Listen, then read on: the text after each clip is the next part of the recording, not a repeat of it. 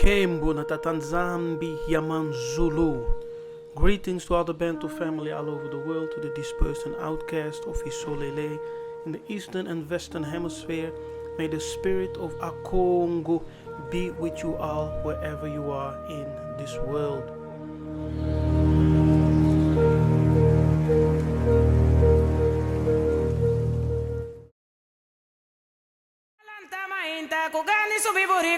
Busca mi burrico, nunca me ponye. Malanta mainda, kugani subi burrico. Busca mi burrico, nunca me ponye. Ma punta soy yo que mira mi burrico. Soy yo ya contesta mi que no sabe dónde está. Ma vai punta terela y que mira mi burrico. Terela contesta mi que no sabe dónde está. Mi tingani subi. Mi burrico. Mi tingani corre. Mi burrico. Mi tingani monta. Mi burrico. Nunca me ponye. Mi burrico. Nunca me ponye. Mi burrico. Soy yo ya corre que burrico. Mi burrico. Terela corre que burrico. Mi burrico. Mi tingani corre. Mi tingani monta. Mi tingani corre. Mi tingani monta. Tende burrico corre. Mi rebesia corre. Tende burrico corre. Tende burrico corre. Ay mi rebesia corre. Tende burrico corre. Nunca me ponye. Mi burrico. Nunca me ponye. Mi burrico. Soy yo ya corre que burrico. Mi burrico. Terela susta mi burrico. Mi burrico. Malanta mainda, kugani subi burrico. Busca mi burrico, nunca me.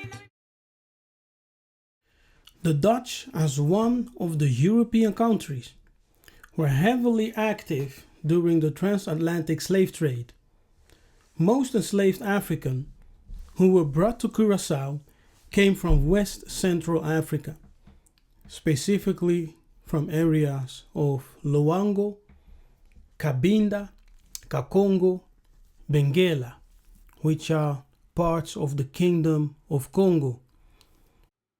The rest of the slaves were imported from Benin and from Ghana, many of them from the Ashanti, and they also came from other places of Africa. The Dutch West Indian Company founded the capital of Willemstad on the banks of an inlet called the Schottegat. Curaçao had been ignored by colonists because it lacked gold deposits. The natural harbor of Willemstad proved to be an ideal spot for trade. Commerce and shipping and piracy became Curaçao's most important economic activities. In addition, the Dutch West Indian Company made Curaçao a center for the Atlantic slave trade in 1662. Although a few plantations were established on the island of the Dutch, the first profitable industry established on Curaçao was salt mining. The mining was a lucrative export at the time and became one of the major factors responsible for drawing the island into international commerce. For much of the 17th and 18th centuries, the primary business of the island was the slave trade. Slaves arrived from Africa and were brought and sold on the docks in Willemstad before continuing to their ultimate destination. In 1634, the Dutch West India Trading Company conquered Curaçao from the Spanish. When they realized the potential of the natural St. Anna Bay, they made it a naval base, slave depot, and trading and smuggling port. As a result, Willemstad became the main transit port for the Dutch transatlantic slave trade to the Americas and the Caribbean in the 17th century. Thousands of enslaved Africans were shipped from West and West Central Africa, mainly from Congo and Angola. They came with their cultural heritage from the lands of origin. The slaves that remained on the island were responsible for working the plantations. people from the island of Curacao of African descent make up the majority of Curaçao's population. Curacao had a remarkable slave named Tula Rigaud, a charismatic African man who, as many others, was uprooted from his African soil to work the European plantations in the so-called New World of Columbus. Now, this Tula worked as a slave for years on the Knepa plantation in the west side of the island of Curacao. Tula, the freedom fighter of Curacao. He lived here as a slave, and it's the museum.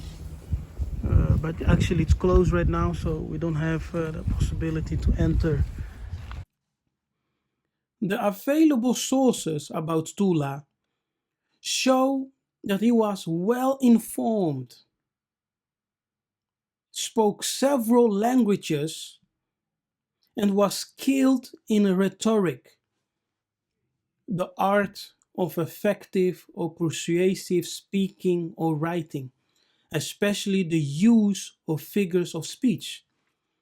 For example, he used arguments from Christian doctrine and politics and referred to the changing laws of his time. This made him a respected leader, and when during the confrontation with the colonial army, armed struggle proved necessary to achieve his goal, he did not shy away from it, but he was not concerned with power, wealth, or violence. His main points were the freedom of the slaves and the equality of people in general, for which he fought until his death. Tula protested the injustice done to slaves by the masters and sought freedom and equality. He fought for freedom and equality. He fought for liberation. He addressed his fellow slaves and took the initiative to lay down work on August the 17th in the year of 1795. Together with about 40 to 50 fellow slaves, he decided to go to his owner, yes, his slave owner, Caspar Lodewijk van Utrecht, a Dutchman, to plead for their freedom. This was the beginning of the largest slave revolt in the history of the Dutch Caribbeans. On October the 3rd, in that same year of 1795, a major slave revolt took place under the lead of Tula, with the support of Louis Mercier, Bastian Carpata, and Pedro Vacao. Up to 4,000 slaves on the northwest section of the island revolted. 4,000 slaves took arms and decided to fight for their own liberation. Over 1,000 of the slaves were involved in a heavy gunfight, and the Dutch feared for their lives. Unfortunately, only after a month of fighting and ferocious fight, the rebellion was crushed.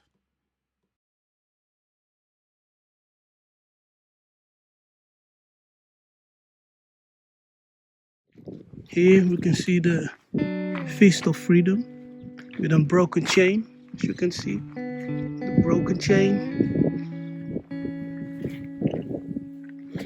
Kunt u dat voorlezen? Die staat ook hier in het Engels.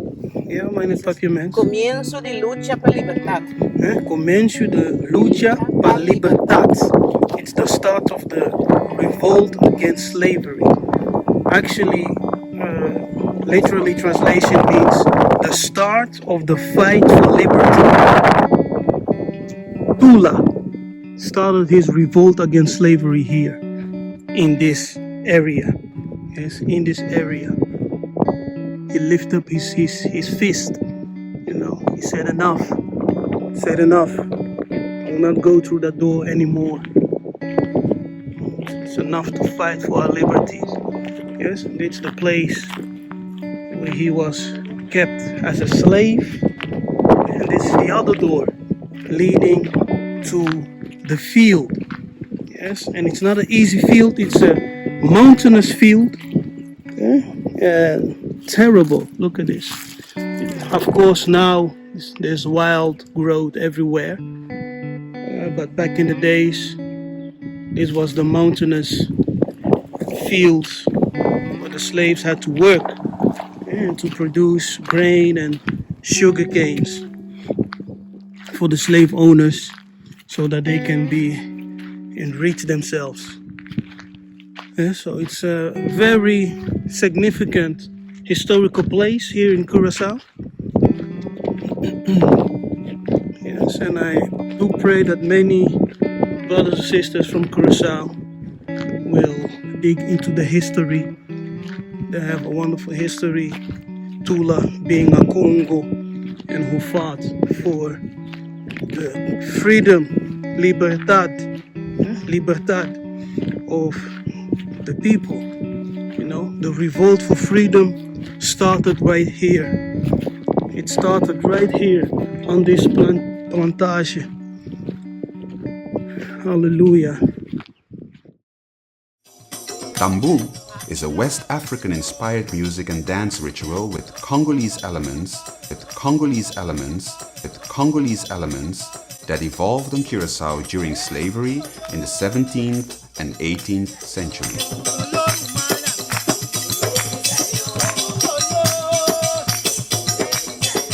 The rhythm gave spiritual strength to dance, to sing and clap. By stomping the feet in the ground, the humiliation of slavery was shaken out of the body.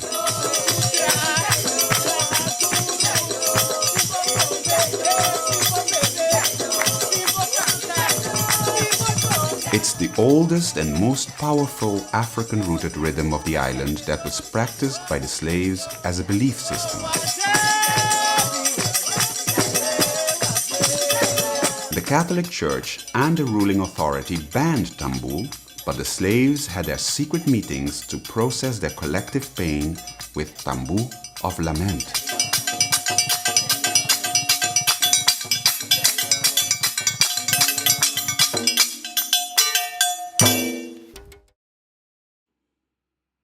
Tula's connection with the lands of Congo. Tula is a Congo name with variations as Mutula and Otula from the areas of Ndongo, Loango, Mayombe, Cameroon. Now, Cameroon being the south of Cameroon where the Bantus live. Yes, and when you have the capital of Cameroon, Yaoundé, and from other Congo districts. The name Tula appears among the Congolese.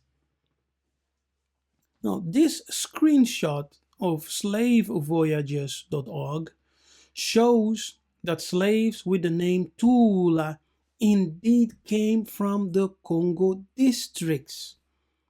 As you can see, Mutula,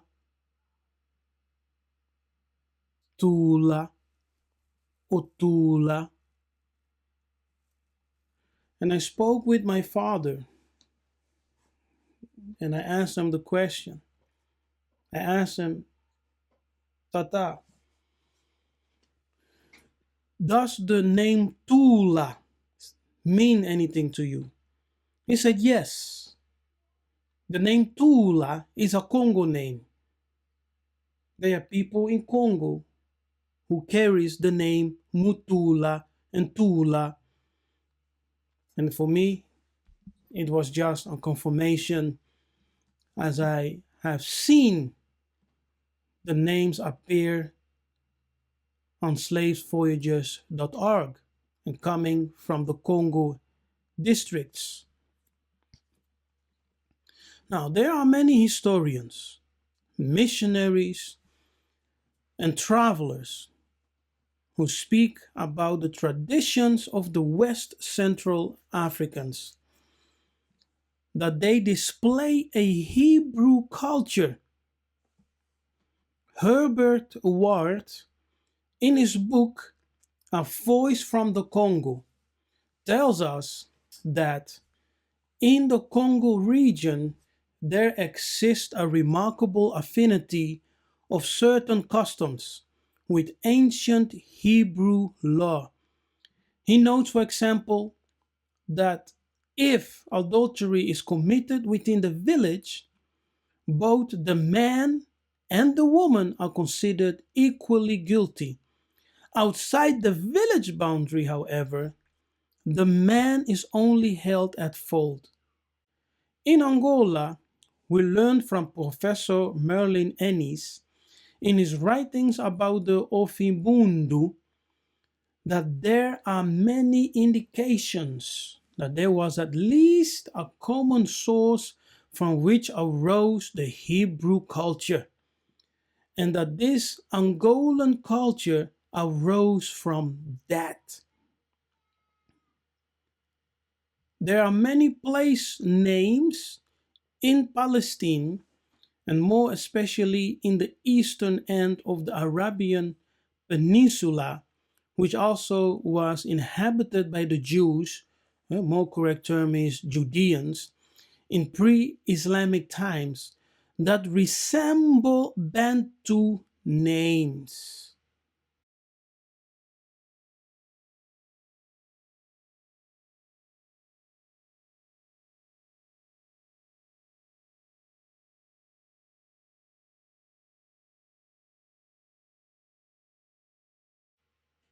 So this Professor Merlin Ennis, in his writings about the Ofimbundu, who are Bantu, he tells that the Angolan people, that their culture arose from that ancient Hebrew culture, and that they share the same source. They share the same source. Now, it's a quote from the book Hebrew Heritage of Black Africa. Hebrew religion and culture permeate Black Africa from coast to coast and represents the very heart of the native civilization. However, however much it may have changed or become corrupted through the centuries. Filippo Pigafetta, an Italian mathematician and explorer who was ordered by Pope Sixtus V to transcribe the account of Duarte Lopes, a Portuguese trader who had spent 12 years in the Congo, writes in his book of 1591 about the Congolese. The people use the rite of circumcision like the Hebrews. Yes, the Kabiru or Habiru, the black people. He writes in his book of 1591 about the Congolese, the people use the rite of circumcision like the Habiru, the Hebrews, as is the custom of all the heathen. Now, all the heathen means non-Christians. Yes, as is the custom of all non-Christians in those countries. They are friendly amongst themselves. Wow. The history of the Kingdom of Kongo, page 25.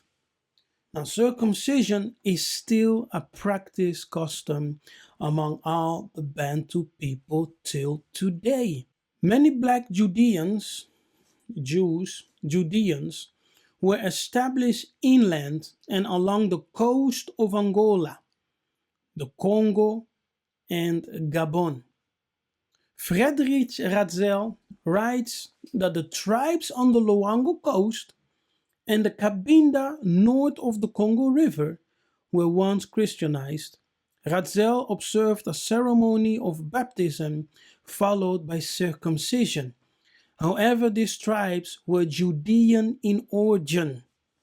The Christianity Ratzel saw among them was a disguise. The circumcision practice among them is of Judean derivation. J. Goodbay wrote concerning the Mafumbu Jews, Judeans, on the Luango coast. It seems that the Mafumbu may be the remnant of a much more numerous Judaism that was vigorously assailed by the Portuguese missionaries. Now, the Mafumbu are also what? Part of the Congolese people.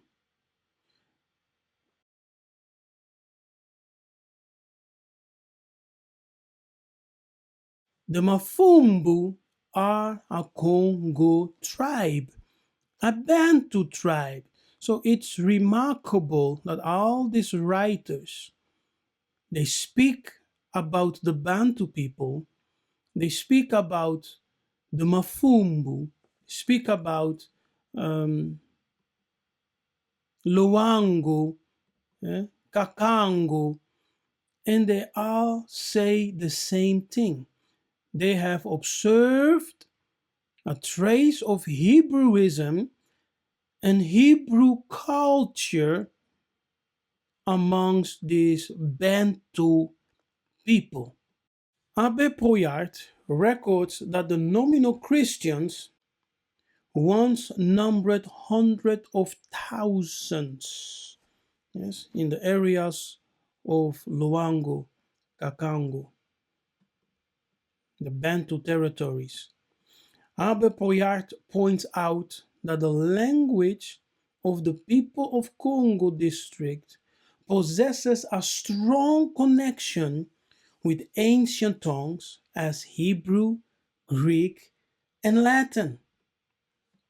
And in considering the richness and beauty of the language, the missionaries suspected that it was formerly written.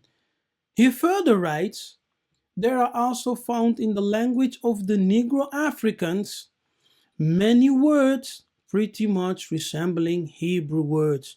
Which language is that? The Kikongo, Lingala, and all the other Bantu languages, the Kikuyu language. Yes, all the Bantu languages. Abbe Poyart saw the connection with the ancient tongues as Hebrew, Greek, and Latin. And then he further writes, there are also found in the language of the Negro Africans many words pretty much resembling Hebrew words and which have the same signification. So he tells us and he informs the reader that the language of those Africans, they don't only have words resembling Hebrew words, but they also have the same significance. It's not a coincidence. We pretend not in this place to assign all the relations which this language may have with the ancient tongues. We have contented ourselves with citing some of those which struck us the most, and without deciding of ourselves, we leave the informed reader and him who is served in antiquities to decide whether we may not reasonably suspect some analogy between these languages, and supposing that he judges so, to explain how it could have happened that the language of the Jews, the Greeks, and Romans, that's the Latin language, should have concurred to form that of the Africans. So, how is it possible that the ancient tongues, what the European called the tongues of the learned, starting with Hebrew, Greek, and Latin, how is it possible that all these languages, these ancient languages, have concurred to form that of the Africans? I have shown you in previous video the comparisons in words between Hebrew, Greek, and Latin with the Kikongo, Lingala, the Bantu languages. You can watch that video over here. These people, in order not to expose their religion to contempt, are very reserved in speaking of it to Europeans. And it is only by the long sojourn that the missionaries have made among them that they have discovered, at least in part, what constitute the object of their superstition. Now they call it a superstition. Just say the object of their tradition, their religion, but not superstition. They acknowledge a supreme being who, having no origin, is himself the origin of all things.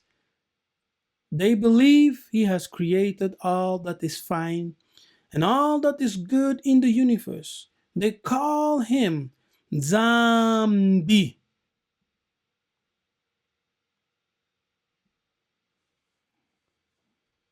We see that there exists a strong connection amongst the Negro Africans. There is a strong connection with the Hebrew, Greek, and Latin, and with the Hebrew culture and tradition. And the Bantu people, they have always acknowledged a supreme being, the ultimate cause of the universe, the Most High, the creator of everything. That concept did not come with the Mundele, with the whites, with the missionaries. The Bantu ancestors, they knew about the Most High. Ask King Leopold. He will tell you.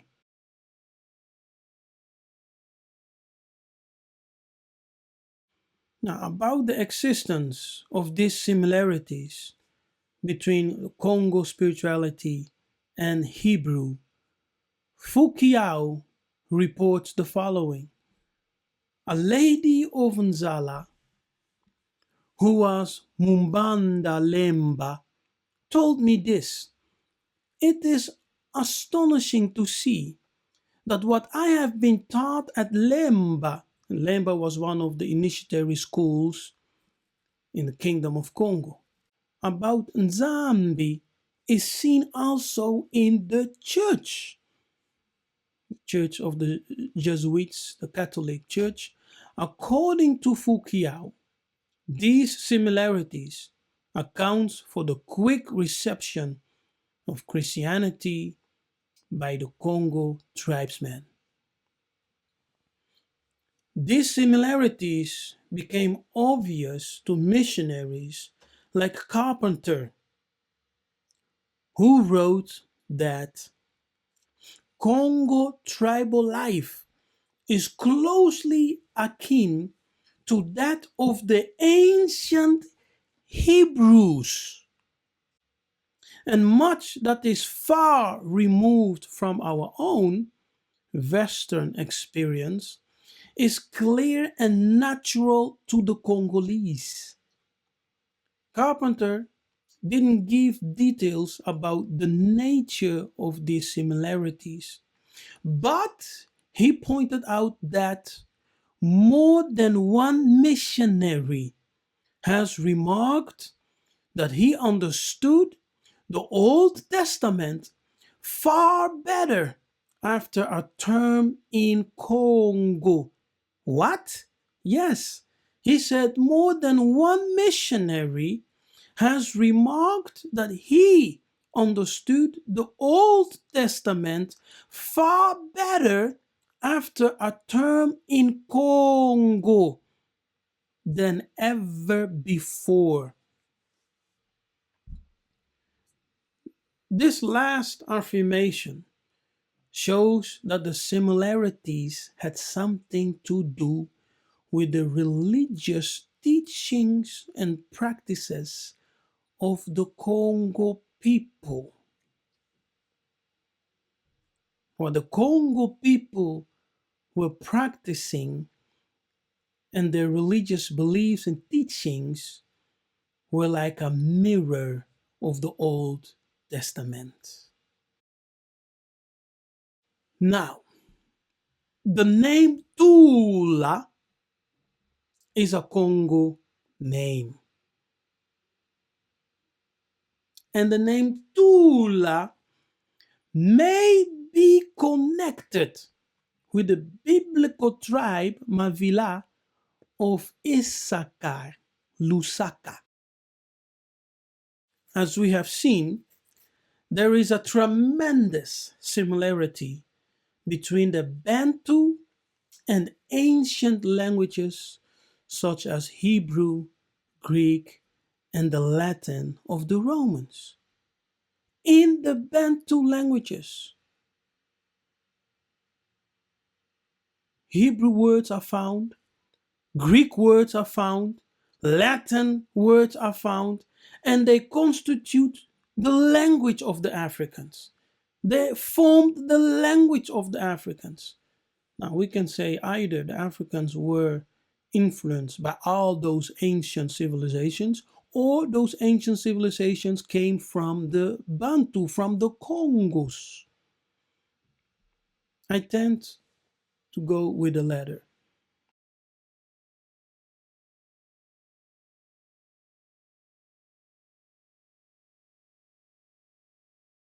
So Tula in the book is actually the firstborn son of Issachar, Lusaka.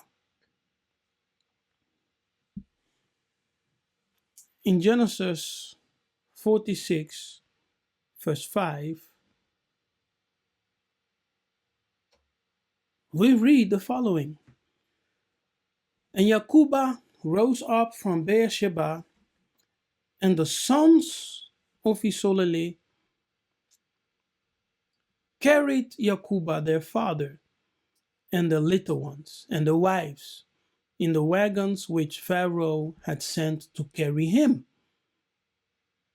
And they took their cattle and their goods, which they had gotten in the land of Canaan, Kenani, and came into Egypt, Kamata.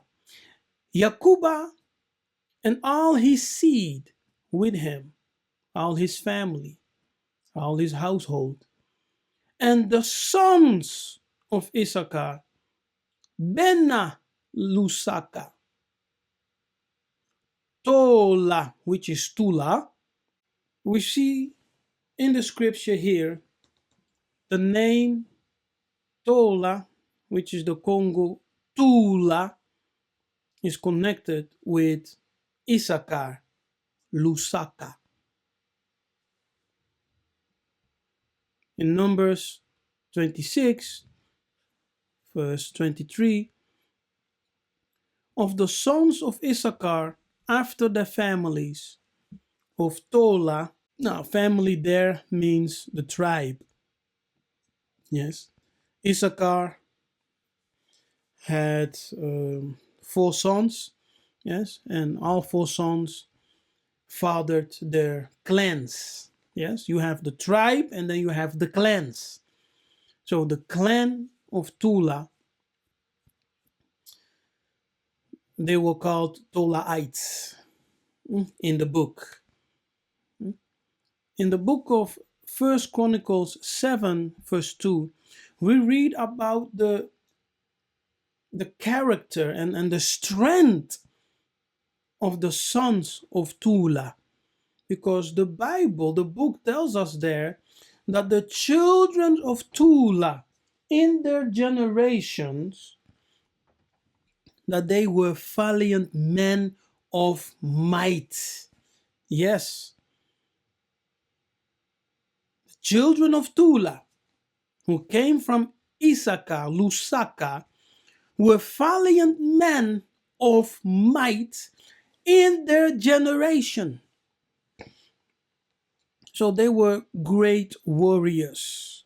Yes, great warriors. So it's not a surprise that Tula rose up to fight for his liberty. He rose up as a leader among all the Africans who were brought to Curacao, who were working the plantations. And he said, enough. He was courageous, he was intelligent, he was charismatic, and he was a warrior. Tula from Congo in the island of Curacao. He rose up and he said, I will fight for the liberation of my black brothers and sisters. So he protested in August the 17th, in the year of 1795. They laid down their works.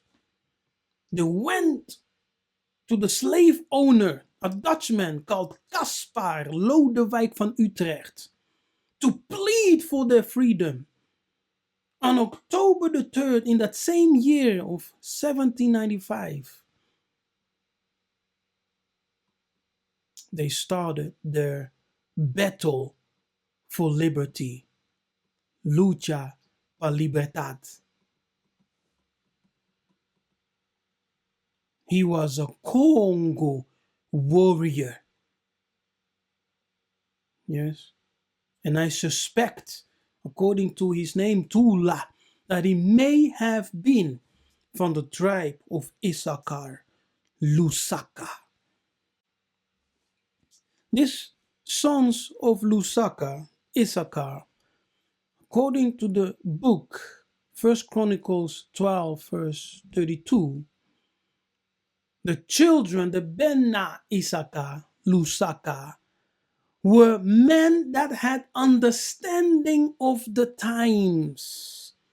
So they had this gift that they could discern the times, to know what Isolele ought to do. So they were not only valiant men of might, strong warriors, but they also had the gift of discerning, understanding of the times. Malanta mainta kugani subi buriku, busca mi buriku, nunca mi ponye. Malanta mainta kugani subi buriku, busca